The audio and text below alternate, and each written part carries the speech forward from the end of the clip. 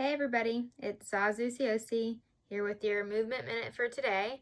So I don't know how everybody else is doing, but I am definitely starting to feel quarantine crazy. This would be the start of the fourth week of quarantine for me.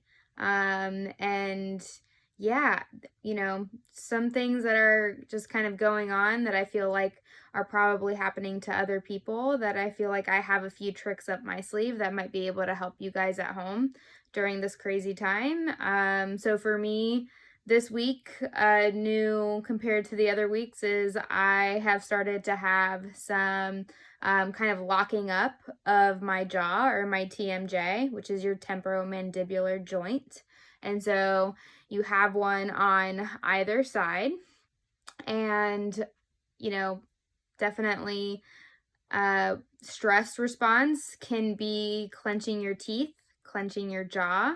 A lot of times, if you go to the dentist and they, will tell you, your gums are receding, or you have like your teeth are wearing down, those are all signs that you are clenching your jaw. And so some people have mouth guards, which are helpful to maintain the space between the teeth, but also maintain the TMJ's position so that you're not always clenching down.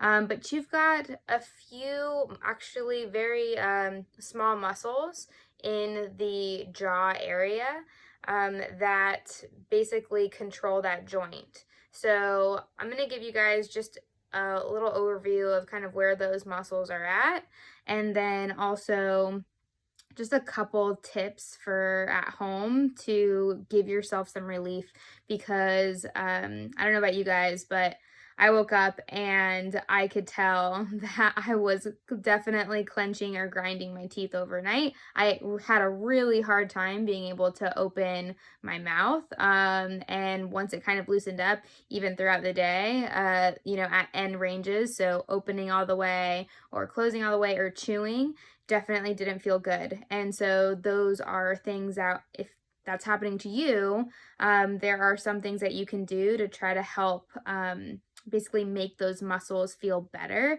in a little bit of a faster fashion. So I want to share a little bit of the tips that I used for myself, which definitely were super helpful, and hope that they help you. So we'll do a little bit of an anatomy review, and then we'll go from there. Okay, so our friend Steve is helping us out again today. Such a giver. I love him to pieces. So this is just Steve's head, and I want to use his head just to show you basically where the muscles are that we are going to try to affect, to try to decrease our tension in the muscles that help the TMJ. And so, all right, we've got this big red circle here. That's called your temporalis muscle, and that muscle is actually, you can feel it if you put your hand just on the side of your head here and you clench. You should feel kind of a muscle harden underneath your fingertips. That's that muscle. So the base, or the body, or the muscle belly of the temporalis is right here on the side of the head, but it has a tendon that comes down through and attaches here to basically, work the TMJ joint. So when you clench, it's this muscle, but it's affecting this joint here. All right, so the second muscle is called your masseter, and it's represented here by this little gray rectangle. And so it actually attaches to the bottom of your cheekbone and then inserts into the mandible itself. So that's the primary muscle that we use for chewing, for speaking, and that is definitely one that, at least when I woke up, I could feel that guy was just locked up and super tense, super tight.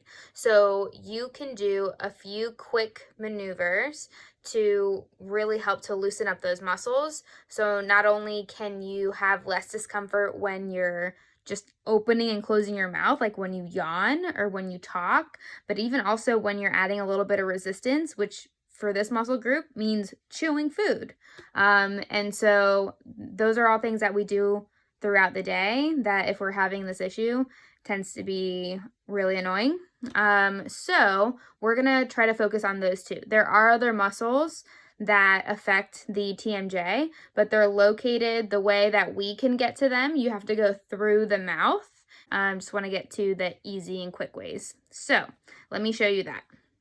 TMJ 101, we'll call this. So to be able to find the actual TMJ joint, what you're going to do is you're going to take your finger and you're going to find right the opening of your ear. Then you're going to move your finger right in front of the opening of your ear, almost like, you know, someone singing with an earpiece and they always have their hand right here. So that's where you're going to put your hand.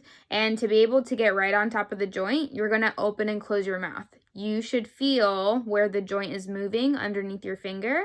And if you're not right on it, continue to open and close your mouth until you find you're right on top of it. Okay, so we're going to do that now. And you can see on me that my finger gets pushed out. And so that means I'm right on top of it. So I'm right on top of it. So very gently giving yourself a massage over the actual joint itself will help the tendons that are in that area just to get some stimulation and help to just loosen up and neurologically just improve the mobility in that area.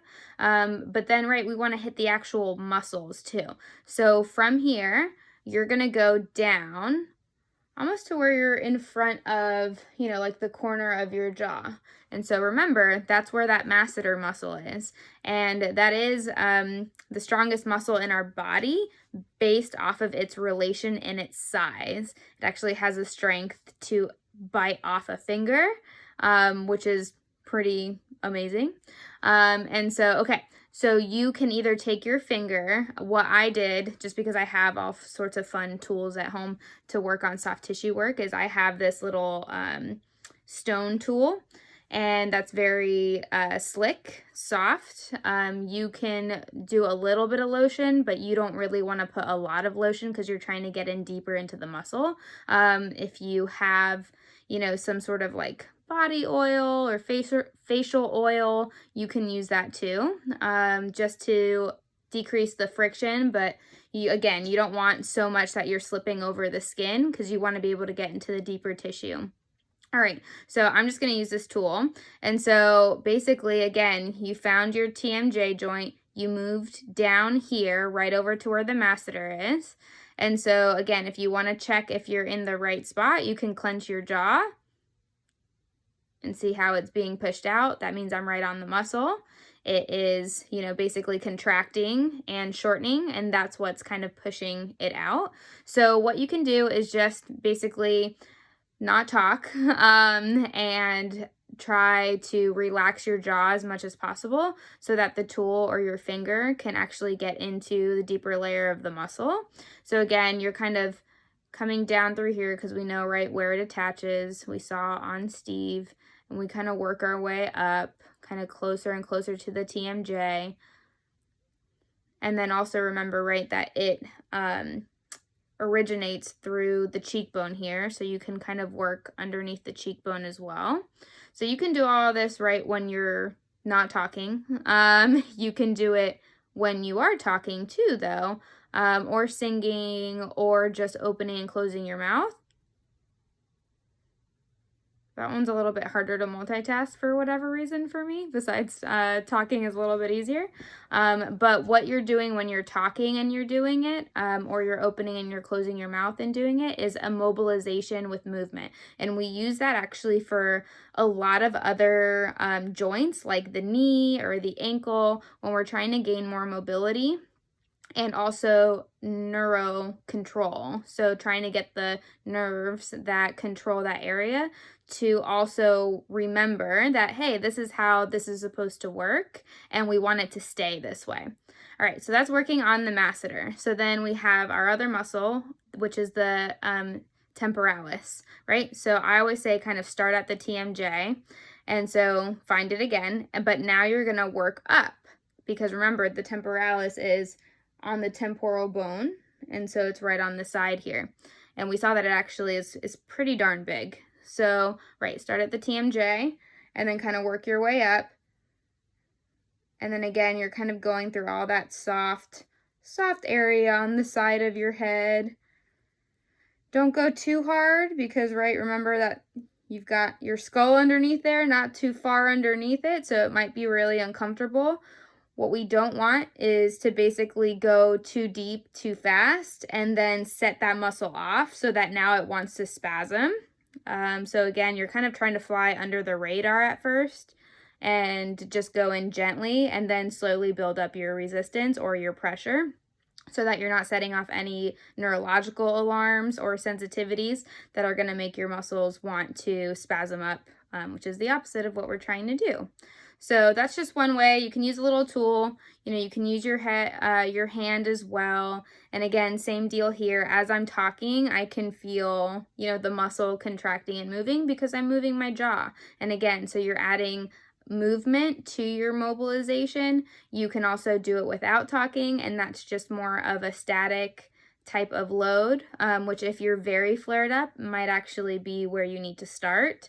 If you can tolerate a little bit more, then you can talk or open your mouth, close your mouth when you're doing the mobilization. I would do it 5 to 10 minutes based off of your tolerance and, do both sides.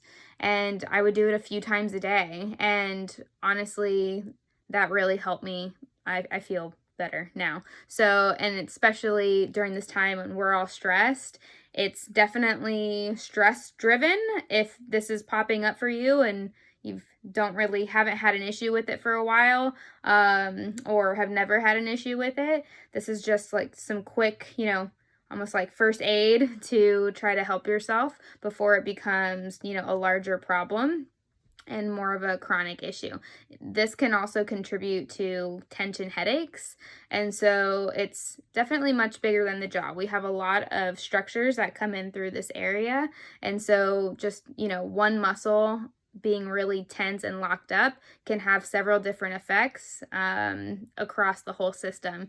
And so you basically just want to avoid having issues in the future where maybe you could have helped yourself a little bit and avoided that. So let me know what you think, and I'll catch you guys next time. Bye.